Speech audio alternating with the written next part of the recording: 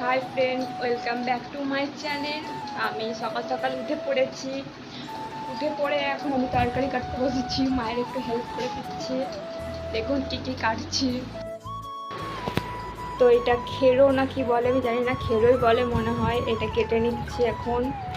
আর আমার মা একটা দুর্দান্ত রেসিপি করবে, সেটা হলো মোরব্বা। সেটাও আপনাদেরকে দেখাবো।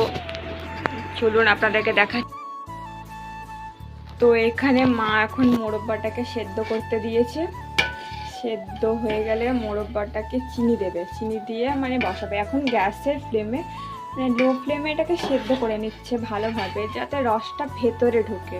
আর ভেতরে ঢুকলে পারে কি মোরব্বাটার টেস্টটা আরও ভালো হবে, খুব সুন্দর খেতেও হবে।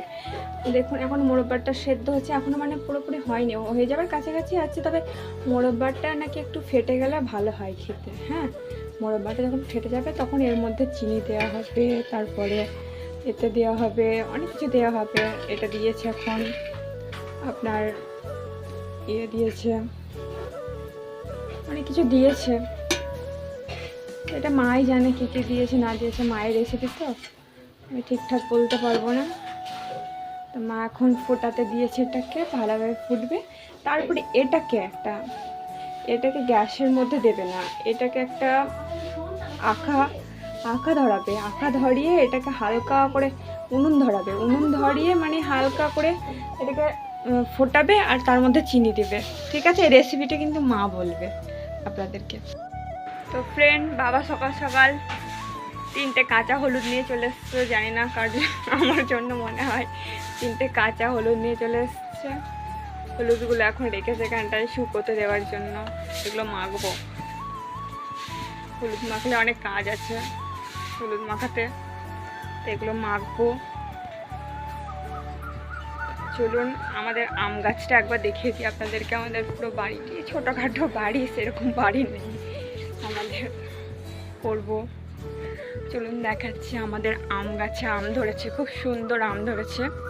এই দেখুন, এই দেখতে পাচ্ছেন আম খুব সুন্দর, মানে খুবই নিচে, মানে বাচ্চারাও পর্যন্ত এই আমগুলোকে পেড়ে খেতে পারবে, এরকম ধরনের। এখান থেকে দেখুন ধরেছে আম, খুব সুন্দর গাছ, প্রচুর আম ধরেছে। এই দেখুন, মানে এবছর বেশি আসেনি, তবে আর এক বছর খুবই এসেছিল আম। এই দেখুন আম ধরেছে, নিচে ঝুলছে আমগুলো, খুব সুন্দর হাতে। এই দেখুন বড় হয়েছে, খুব সুন্দর। আর এখানে আছে একটা ঝাউ গাছ, এটা অনেক বছর হয়ে গেছে, পুরনো ঝাউ গাছ।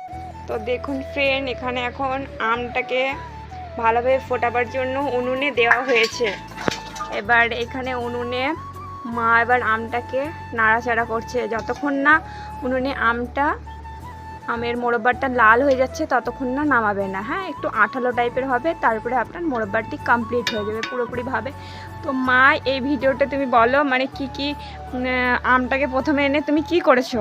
আমটা যাতে আঠি ভালো হয় সেই সব আম নিয়ে হ্যাঁ, পিস পিস করে কেটে সিদ্ধ করে না হলো আমটা যাতে মুখ ফাটে, মানে মুখটা ফেটে যাবে আমটা, সেই অবস্থায় আমটাকে, হ্যাঁ সেই অবস্থায় আমটাকে আপনার মানে দেওয়া হবে, সিদ্ধ করে নিতে হবে। ওটা ছেঁকে তো আবার জল দিয়ে, জলে 1 কেজি আম 1 কেজি চিনি, হ্যাঁ মানে 2 কেজি আম দিয়েছি আমি, 2 কেজি চিনি দিলাম।